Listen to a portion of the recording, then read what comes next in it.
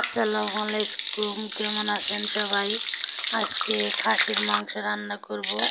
সেই মজাদার খাসির মাংস সেইভাবে কড়াইতে তেল দিয়ে তেলটা গরম হতে পরে পেঁয়াজগুলা দিয়ে দিছি। পেঁয়াজটি গরম হওয়ার পরে আদা বাটা, রসুন বাটা, তারপরে দিয়ে জিরা বাটা, সব ধরনের জিরা একসাথে বাড়ছি। পাটা দিয়ে বাইটে তরকারি রান্না করে আমি পাটা দিয়ে বাইটে তরকারি রান্না করলে তরকারিটা আলাদা একটা মজাই হয় সেরকম। আর এমনি ব্লেন্ডার করলে এগুলো তো অনেকদিন থাকে, এগুলো অনেক গ্যারান থাকে না। তো আস্তে আস্তে আমি সবগুলো মশলা অ্যাড করে দিব।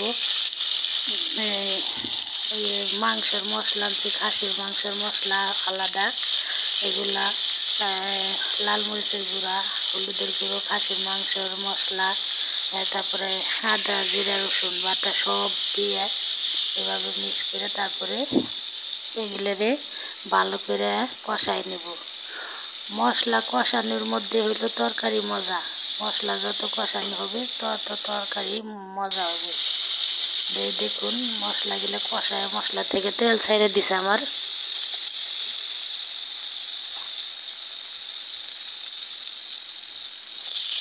এখন আমি মাংসগুলো অ্যাড করে দিব।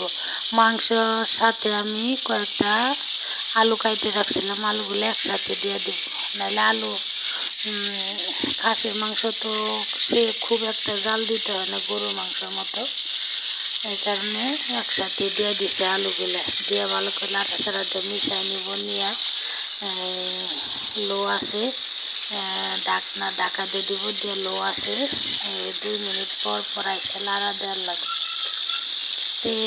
কোথায় থেকে আমার ভিডিওটা দেখছেন, যদি ভালো লাগে লাইক করবেন, শেয়ার দিয়ে আমার পাশে থাকবেন।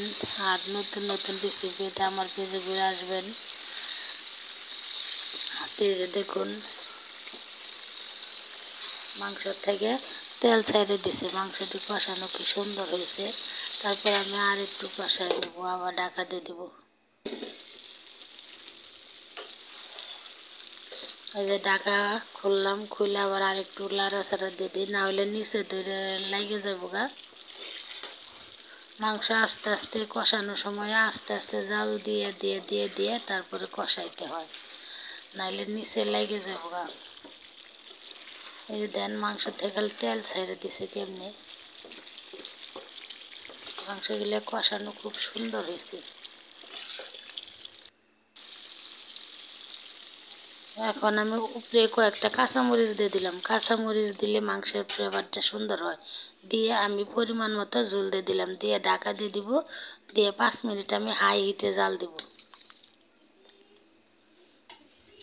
তা আমার ভিডিওটা উপরের দিকে ধাক্কা দিবেন না, পুরোটা ভিডিও দেখেন, ভালো লাগবো।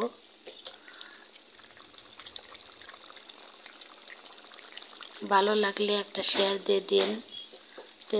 সবাই ভালো থাকবেন। এই যে তরকারিটা হয়ে গেছে। আর এদিকে আমি কুকারে পোলাও রান্না করছি। সবাই ভালো থাকবেন, আল্লাহ হাফেজ।